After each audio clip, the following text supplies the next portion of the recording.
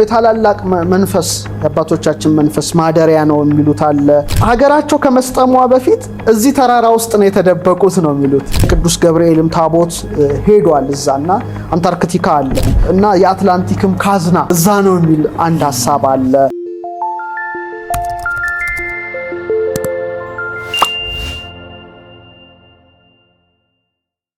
ሁለተኛው ሰሜን አሜሪካ ነው። ሻሽታ የሚባል ተራራ ነው። ሰሜን ካሊፎርኒያ ነው። ካሊፎርኒያን ያው ደጋግሜ ሄጄ አይቻታለሁ። እዚህ ተራራ ላይ ግን አልሄድኩም። እና ይህ ተራራ 14179 ጫማ ወይም 4322 ሜትር ከፍታ ላይ ያለ ያንቀላፋ እሳተ ገሞራ ያለበት ነው እና በብዙ መቶ ማይሎች ላይ ይታያል ተራራው። ከሩቅ ማየት ትችላለህ ይህን ተራራ። በተለይ ነባር የአሜሪካ አሉ አይደል ህዝቦች የበፊቶቹ ሞቶ ሻሽታ የሚባሉ ቅዱስ ተራራ አድርገው ያዩታል። የጥንቶቹን ነው ማለት የአሁን አሜሪካ ሳይሆን ዋነኛዎቹ ነባሮቹ የነበሩት ይህን ተራራ ስቲል ያከብሩታል። ምንድነው የሚሉት? የተቀደሰ ትውልድ መነሻ የሚል ሐሳብ አላቸው። ሁለተኛ ደግሞ የታላላቅ መንፈስ የአባቶቻችን መንፈስ ማደሪያ ነው የሚሉት አለ እና ከቀድሞ አባቶች ጋር ያገናኙታል ነባራ ሲስተሮቻቸው። እና አሁን በሃያኛው ክፍለ ዘመን እስካሁን እስካለንበት ደረጃ ያሉት ደግሞ ይህንን ሐሳብ የሚደግፉት ምንድነው የሚሉት? በፓሲፊክ ውቅያኖስ ውስጥ የጠፋው አህጉር የሚባል አለ። ለምሳሌ ሌሙሪያ የጥንት ስልጣኔ ሀገራቸው ከመስጠሟ በፊት እዚህ ተራራ ውስጥ ነው የተደበቁት ነው የሚሉት። የነሱ ሐሳብ ነው እና የነሱ ስልጣኔ ውስጡ ነው ያለው የሚል ሐሳብ ነው ያለው። እንግዲህ አንዱ ስርወ መንግስት ለማለት ይቻላል እና ከመሬት በታች ያለች ሰፊ ከተማ አድርገው ያያዋታል። በእነሱ እይታ በጣም የሚያብረቀርቁ ህንፃዎች ቤተ መቅደሶች እንዳሉ ይጽፋሉ። ክሪስታል የሆኑ በክሪስታል ማለት በተለያዩ የከበሩ ድንጋዮች የተሰሩ አዳራሾች፣ ቤተ መጻሕፍት እና መንፈሳዊ ቴክኖሎጂዎች ያሉትን ቴሎስ የምትባል ቦታ ገነቡ ነው የሚሉት የነሱ ሐሳብ ነው። እና እዛ ውስጥ ማን ይኖራል ሲሉ የነሱ ጥናት ነው የኔ አይደለም። ቴሎስ ላይ የጥንት ዕውቀትን የጠበቁ ይላል። ቁመታቸው ረዣዥም ጥበበኛ የሆኑ ሌሙሪያውያን የሚባሉ ይኖራሉ ነው የሚሉት። በጣም በመንፈሳዊ ጥበብ የላቁ ናቸው። በብርሃን ላይ የተመሰረተ ፈውስ የሚያደርጉ ናቸውና እና መንፈሳዊ አባቶች እስቲ እንደውም ወደ መጽሐፍ ቅዱስ ሁሉ ሄዱና እንደነ መልከ ጼዴቅ ያሉ እንደ አለቃ ሆነው እዛ ዓለም ውስጥ አሉ። ሲኒር ማስተር ሆነው ማለት ነው። እዛ ውስጥ ሆነው መምህር ሆነው እንደ ሊቀ ካህናት ሆነው እና ይሄ የነሱ ሐሳብ ነው። አሁንም ደጋግሜ ምክንያቱም ይሄንን ሐሳብ እንደዚህ ማቅረብ የተሻለ ነው። የራሴን ብዙ ምልከታ ማቅረብ እችላለሁ በዚህ ላይ ግን ይላሉ ማቅረብ ነው። እንደውም ፍሬዴሪክ ስፔንሰር ኦሊቨር በ1894 ከተራራው በታች የሚኖሩትን አትላንቲካውያንን የሚመስሉ የአትላንቲስ ሰዎችን የሚመስሉ a dweller on two planets የሚል ነገር ጽፏል እና ያ አንዱ ትልቁ ይሄንን ነገር በሚያቀነቅኑ ምሁራን በጣም ትኩረት የተሰጠው ቦታ ያ ነው። ሁለተኛው ሶስተኛው የጎቢ በረሃ ነው። ይሄ ደግሞ በሰሜናዊ ቻይና እና በደቡብ ሞንጎሊያ የተወሰኑ ቦታዎች ነው የሚይዘው። ትልቁ በረሃ ነው። በጣም ትልቅ በረሃ ነው እና በጣም አስቸጋሪ የሆነ አየር ጸባይ ያለው ባዶ ነውና የሌላ ዓለም ስሜት ባለው እንቅስቃሴ ያልባ ጸጥታ የተሞላ ነው። ይሄ ምድረ በዳ በጣም ጸጥታ የተሞላ ነውና ምንድነው የሚሉት? በጥንት ጊዜ ምስራቅና ምዕራብን የሚያገናኝ ሲልክ ሮድ ነበር ይላሉ። ያ ቦታ እንደሆነ መግቢያ መውጫ ነበር ነው የሚሉት እና የአጋርታ ዋና ከተማ ወይም እቺ የተቀደሰችው የመሬት ክፍል በዚህ በረሃ ውስጥ ትገኛለች ብለው ደግሞ ይሄን ሐሳብ የሚያነሱ ብዙ ሰዎች አሉ። እና ምንድነው የሚሉት? የብርሃን ከተማ ይሏታል፣ ሻምባላ ይሏታል። ግን ትንሿ ሻምባላ ትልቁን አይተናል ይላሉ። እና ጥንት በነበረው ሌሙሪያን ፓሲፊክ ላይ የተነሳው በአትላንቲክ በነበረው ከፍተኛ ርዕደ ምድር ጊዜ ከተማዋ ወደ ውስጠኛው ምድር ወረደች ነው የሚለው ከነዋሪዎቿ ጋር። እነዛ ነዋሪዎች ስቲል አሉ፣ ስርወ መንግስት አላቸው እና ቦታውም እዚህ በረሃ ውስጥ ነው የሚሉ አሉ። አራተኛው የሰሜንና የደቡብ ዋልታዎች ናቸው፣ አርክቲክ እና አንታርክቲካ። ይሄንን ለብቻው እናንሰው ማን ያዘዋል? በጣም ሰፊ ነገር ነው። ምክንያቱም አርክቲክ እና አንታርክቲካ አድሚራል ምናምን የሚባል ሰው ግን ሄዶ አልነበረ። በጣም ብዙ ጉዞ ተደርጓል። አሁን በጣም ከሚጠበቁ ቦታዎች አንተ እኮ አይፈቀድልህም ወደዛ ለመሄድ ከባድ ቦታ ነው አንታርክቲካ። ሚሊተሪው በጣም ጠንካራ ነው። ሲር አድሚራል የሚባል የሆነ ሰውዬ ፈርስት ታይም ሄዶ እንደነበር ይሆናል። ብዙ ጉዞ ተደርጓል፣ ግን በጣም በጥንቃቄ አሁን አይፈቀድም። ማን ነው የሚጠብቀው? አሁን እንግዲህ ቦታው በራሻም በአሜሪካም በተለያዩ የጦር እንትን ነው፣ እንደ ቤዝ ነው፣ በጣም የጦር ቤዝ ነው እና ትንሽ ለየት ያሉ ነገሮች አሉ። ኢቭን የናሳ የትክክለኛውን ጉግል ማፕ አይደለም የሚያሳየን እንጂ በሮች አሉ ነው የሚሉት።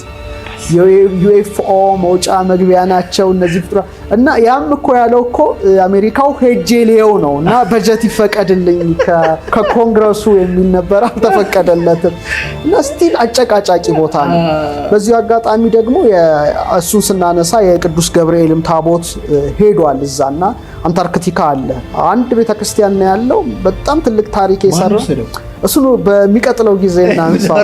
ምክንያቱም የፖሉ ጉዳይ ወሳኝ ጉዳይ ነው። አርክቲካ አንታርክቲካ እነዚህ ዓለማት ለምሳሌ ሃሎወር ስለሚሉት መግቢያና መውጫ ብለው የሚያስቧቸው ቦታዎች ሁለቱ ናቸው እና ራሳቸውም ችለው ከተነሱ ብዙ ነገር ማንሳት ይቻላል እዛ ላይ። በጣም ወሳኝ ጉዳይ ስለሆነ ማለት ነው።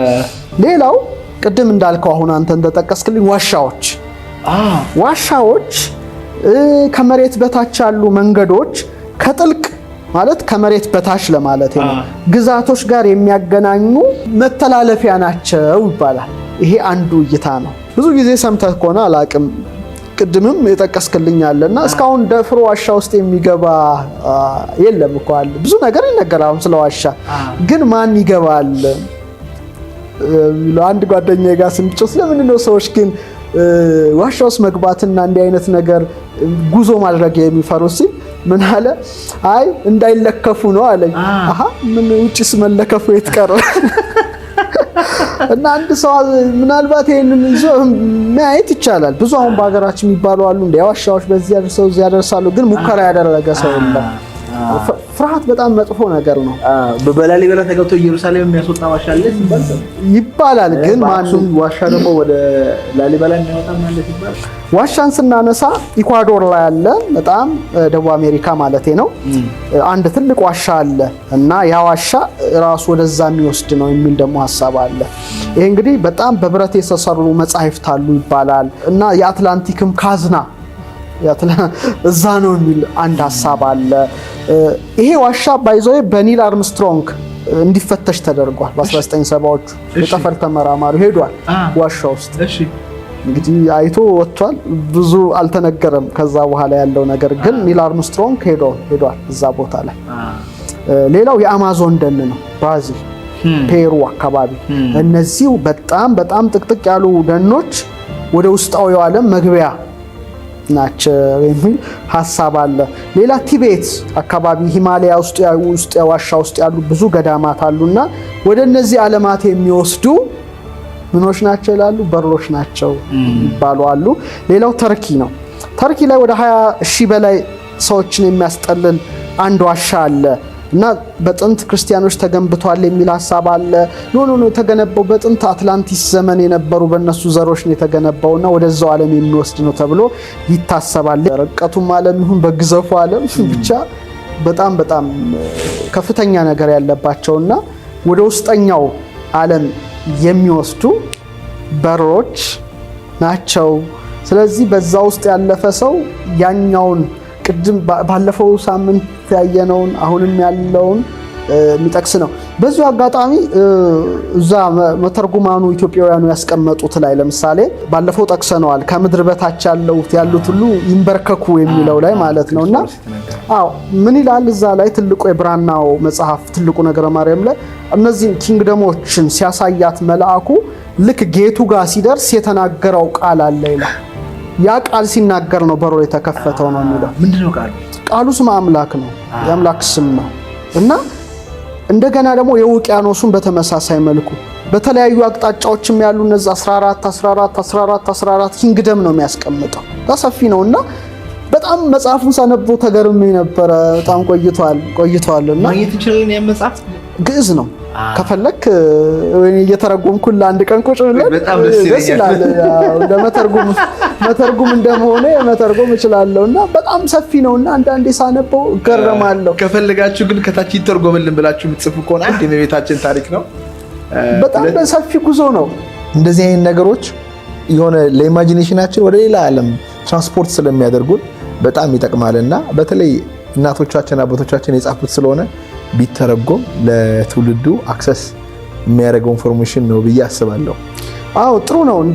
በጣም የረቀቁ ነገሮች እኮ ናቸው እንደዚህ አይነት ነገሮች እና ይገርመኛል አንዳንድ ጊዜ ሳነብ፣ ቅድም እንዳልኩት ነው ዜና ምስጢርን ሳነብ እኔ ነገሮችን ሳያቸው በተለያየ አንግል ነው።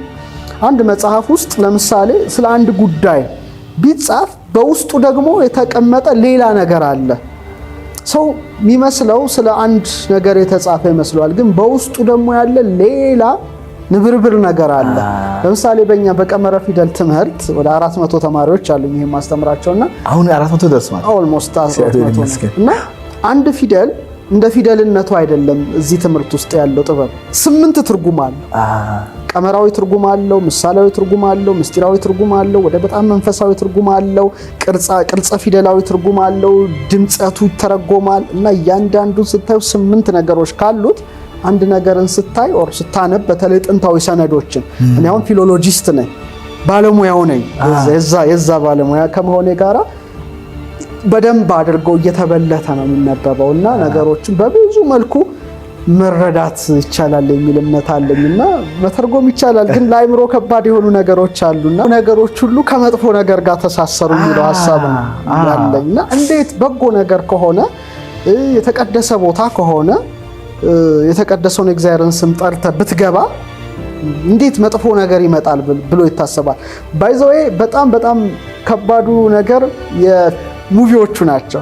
ሃሊውድ ላይ የሚሰሩ ሙቪዎች እንደነዚህ አይነት ዋሻዎች ሲገባ አስፈሪ ፍጡራን ወጥተው ምናምንና አስደንጋጭ አድርጎ አይምሯችን ላይ ስሎታል።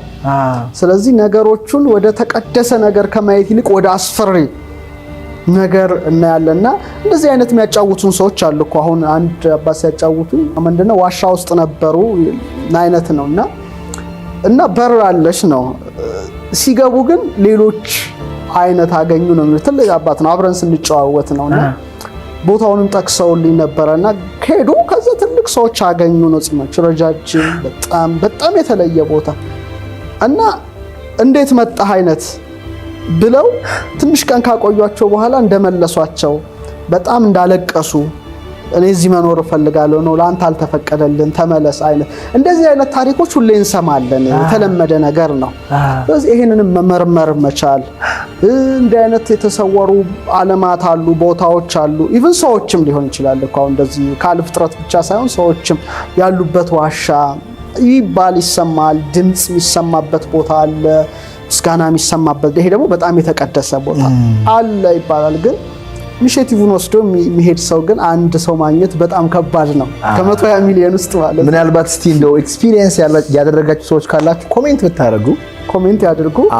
ይሄ ነገር ኤክስፒሪየንስ ያደረጋችሁ ቅድም የተባሉ በዓለም አቀፍ ፕሌሶች ላይ ሄዳችሁ ያያችሁ ካላችሁ ሀገራችን ውስጥ እንደው ሄዳችሁ የተመለከታችሁ ካላችሁ ብትነግሩን በጣም ደስ ይለናል። እኔ አንድ ወዳጄ ቅድም ስናወራ ነበርና የሆነ ቦታ ሄጄ አለች ሂር ላይ የሚባል አካባቢ ነው ምናምን አለች። ሂድና ይብላኛለች። ሄጄ በጣም የትልቅ ሰው መቃብር አይቻለሁ። እንትን ሬሳ ሳጥን ማለት የሰው አይደለም ያለች። ይሄ የኤሊያን ነገር ነው የሚመስለውና በጣም ትልቅ ነው። ሬሳ ሳጥናቸውን አይቻለሁ ብላኝ አስደንግጣኛለች። እንዲሁም ምንድነው ለሁለቴ ምናምን ያገኘዋት አሁን ስለተገናኘን ዝም ብዬ ነው ያልነገርኩ በጣም ብዙ ነገር አለ ብላ ነግራኛለች። ሊኖሩ ይችላሉ። ምክንያቱም ኢትዮጵያ በጣም ስልጣኔዋ የትየለሌ ብዙ ሺህ ዓመት ያስቆጠረ ነው። እንደዚህ ያሉ ትውፊቶች ደግሞ በጥንት በባቢሎንም በግሪክም በሮማም በኢጂፕትም በተለያዩ ነገር ከሆነ ከዚህ ስልጣኔ የተቋደሰች ሀገራችን የማትሆንበት ነገር የለም የሚል እምነት አለኝ። ይሄ ነገር እውን ከሆነ ማለት ነው። እና በግሌ ምጠረጥራቸው አንድ 5 ቦታዎች ሊኖሩ ይችላሉ። ይሄ ነገር ለኔ ነው። ለራስ አንዳንድ ጊዜ ለራስ ብትመረምረውና እንደዚህ አይነት መጻሕፍት ስታነብ ስትመረምረው እንዲህ አይነት ቦታ ሊሆን ይሆናል። ግዝፈትን ከርቀት ያስተባበረ ሴንተር ኤነርጂ ያለበት ቦታ የት ሊሆን ይችላል? ምክንያቱም እንዲህ ያለ ነገር ካለ ስነ ፈለክ ያለበት ቦታ ሊሆን መሆኑ ግድ ነው። ትንሽ የምታየው አካባቢውም ተፈጥሮም ትንሽ ለየት ያለ አለ አይደለም? የምታየው ድንጋዩ ምኑ ለየት ያለ አለቱ ነገሮችን ልታስብ ትችላለህ። ስለዚህ የራሴን በራሴ ላድርገውና ግን እንደው አይበለውና ቢታወቅ እንደው ከታች ስልጣኔዎች አሉ ተብሎ ቢባል ይፋ ቢሆን ሜንስትሪም ሚዲያ ላይ ቢወጣ ምን ይፈጠር ይመስላል? አይ ዓለም ትንሽ ደብለቅለቅ ይላል። በዚህ አይነት ጉዳዮች ላይ ብዙ የተጻፉ አሉ ጥንታዊ ሰነዶች። ለምሳሌ እስክንድር ታሪክ ዜና እስክንድር ትልቁ መጽሐፍ ነው። ለምሳሌ ሰበዳአት የሚባሉ እነዚህ ደግሞ ትንሽ ትውልዳቸው መጥፎ ነው። እንደነዚህ እንዳሁኑ እንዳልነው ቅዱስ አይነት አለ። በጣም አስፈሪ ፍጡራን ናቸው። እስክንድር የዘጋባቸው የሚባል ነው እና በሁለት ተራሮች መካከል ነው የተለያዩ ኃይል ያላቸው ድንጋዮችን ተጠቅመው ድንጋዮቹ ራሱ የንስር ቅርጽ ያላቸው ናቸው። እነዛን ደግሞ ወስዶ ክሪስታሎቹን በሩ ላይ አድርጎ እንዳይወጡ አድርጎ እንደዘጋባቸው እነሱ ደግሞ ኦልሞስት ቁጥር ካልተሳሳትኩኝ ወደ 23 ኪንግደምስ ናቸው፣ ስርወ መንግስት ናቸው እና እነሱ ራሱን ችሎ ሰፊ ነገር አለው እና እንዳይወጡ አረጋቸው ማለት ነው ይላል ያጥንታ። እንግዲህ አሁን እንደ ፊሎሎጂስትነቴ ነው ጥንታዊ ሰነድ ነው ማቀርበው እና ይሄ ታሪክ በብዙ ዓለም ይታወቃል፣ መጽሐፉ ይታወቃል የእስክንድር እና ስሞቻቸውን ጭምር አንድሮሜዳ 2 ላይ ተጽፈዋል፣ የነገዶቹን ስም ማለት ነው እና በጣም መውጣት የሌለባቸው ናቸው። ከወጡ ግን ያጠፉናል።